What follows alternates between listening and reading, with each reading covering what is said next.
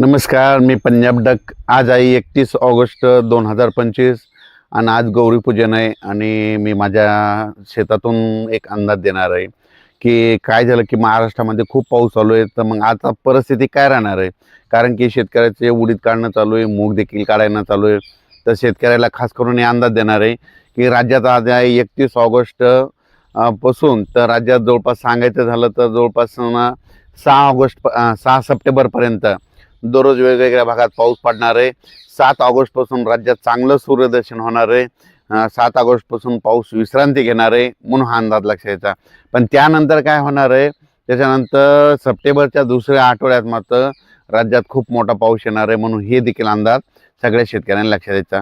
तर राज्यातल्या सर्व शेतकऱ्यांना सांगू इच्छितो, आज 31 ऑगस्टपासून 31 ऑगस्ट 1, 2, 3 सप्टेंबरच्या दरम्यान सांगायचं झालं तर सुरुवात आपण विदर्भाकडून घेऊ की कारण की 31 ऑगस्टपासून ते 3 तारखेपर्यंत नांदेड जिल्हा, हिंगोली जिल्हा, यवतमाळ जिल्हा, चंद्रपूर, यवतमाळ, भंडारा, गोंदिया, अमरावती, अकोला, बुलढाणा, वाशिम, हिंगोली, त्याच्यानंतर परभणी जिल्हा, त्याच्यानंतर जळगाव जिल्हा, जालना जिल्हा, ह्या पट्ट्यामध्ये काय होणार आहे म्हणजे 31 ऑगस्टपासून ते 3 सप्टेंबरपर्यंत दररोज वेगवेगळ्या भागात पाऊस पडणार आहे. सर्वदूर नाही पडणार, पण हे अंदाज सगळ्यांनी लक्षात द्यायचा. पण त्याच्या व्यतिरिक्त सांगू इच्छितो की राज्यामध्ये सांगायचं झालं तर पूर्व विदर्भ आणि पश्चिम विदर्भ 11 जिल्ह्यामध्ये 4 तारखेपर्यंत पावसाचं वातावरण राहणार आहे, 4 सप्टेंबरपर्यंत राहणार आहे म्हणून विदर्भातल्या शेतकऱ्यांनी हा अंदाज लक्षात द्यायचा. 4 सप्टेंबरपर्यंत म्हणजे विदर्भालगतच तुम्हाला सांगू इच्छितो की नांदेड जिल्हा आहे, त्याच्या बाजूला परभणी जिल्हा आहे, त्याच्यानंतर हिंगोली जिल्हा आहे, त्याच्यानंतर लातूर जिल्हा आहे, जालना जिल्हा आहे, इकडे संभाजीनगर आहे. तर ह्या पट्ट्यात देखील काय होणार, 4 तारखेपर्यंत दररोज वेगवेगळ्या भाग बदलत पाऊस येणार आहे म्हणून हा अंदाज मराठवाड्यातल्या शेतकऱ्यांनी अंदाज लक्षात द्यायचा.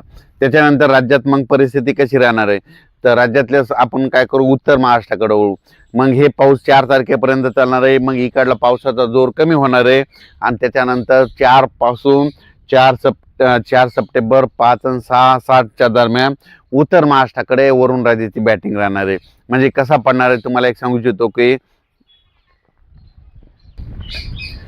जळगाव जिल्हा, नंदुरबार जिल्हा, धुळे जिल्हा, नाशिक जिल्हा, येवला, त्याच्यानंतर कोपरगाव, त्याच्यानंतर शिर्डी, राहाता, श्रीरामपूर, संगमनेर, म्हणजे नाशिक जिल्हा पूर्ण, त्याच्यानंतर जळगाव जिल्हा पूर्ण, आपलं नंदुरबार जिल्हा पूर्ण, चाळीसगाव तालुका, म्हणजे त्याच्यानंतर इकडं पालघर, मुंबईमध्ये पालघरपर्यंत, पालघरपासून इकडं दीव दमणपर्यंत, म्हणजे इकडं सापुतारा ह्या घाटापर्यंत. तर तुम्हाला सांगतो की 4, 5, 6, 7च्या दरम्यान उत्तर महाराष्ट्राकडे खूप जोराचा पाऊस पडणार आहे. पण सगळ्यात जास्त पाऊस नाशिककडं, त्र्यंबकेश्वरकडं, वणीकडं पडणार आहे म्हणून हा अंदाज 4, 5, 6, 7च्या दरम्यान ह्या उत्तर महाराष्ट्रातल्या शेतकऱ्यांनी लक्षात द्यायचा.